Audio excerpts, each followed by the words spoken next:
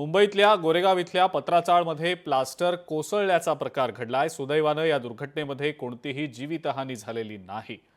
या प्लास्टर कोसळण्यामागे निकृष्ट दर्जाच्या कामाचा आरोप होतोय। मात्र या घटनेनंतर आता रहिवाशांमध्ये भीतीचं वातावरण आहे। ती आपली एफ विंग आहे। त्या एफ विंग मध्ये सकाळी 10 ते 6 वाजताच्या दरम्यान स्लॅब पडला, प्लास्टर पडला। प्लास्टर मध्ये आमचे जे 2 सहकारी होते इथून जात होते, ते जस्ट पुढे गेले आणि त्यांच्या पाठी हा प्लास्टर पडला। आज त्यांचं काय झालं असं, त्याला कोण जबाबदार होतं?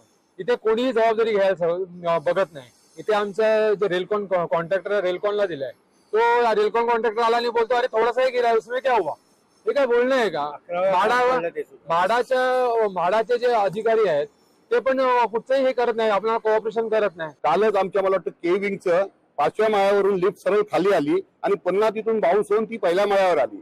म्हणजे हे निकृष्ट दर्जाचं चायनाच्या लिफ्ट लावलेले आहेत आणि निकृष्ट दर्जाचं बांधकाम झालेलं आहे, निकृष्ट दर्जाचं काम झालेलं आहे आणि कॉन्ट्रॅक्टर आणि म्हाडा स्पष्टपणे झोपलेले आहेत। 47 एकर जागा जी रहिवाशांनी राखली, त्यांना फक्त 4 एकर मध्ये बसवून बाकीची जागा म्हाडा आणि विकासकांनी संगनमत करून विकलेली आहे आणि आमच्यावर अन्याय करतायत। प्रत्येक वेळेला आम्हाला यासाठी लढा द्यावा लागतोय, उपोषण करायला लागतंय, आंदोलन करायला लागतात आणि हा खरोखरच आमच्यावर अन्याय आहे। आज जर इथे एखादी दुर्घटना लोक राहायला आले असती आणि एखादी दुर्घटना घडली असती तर त्याचा जबाबदार कोण राहिला असतं?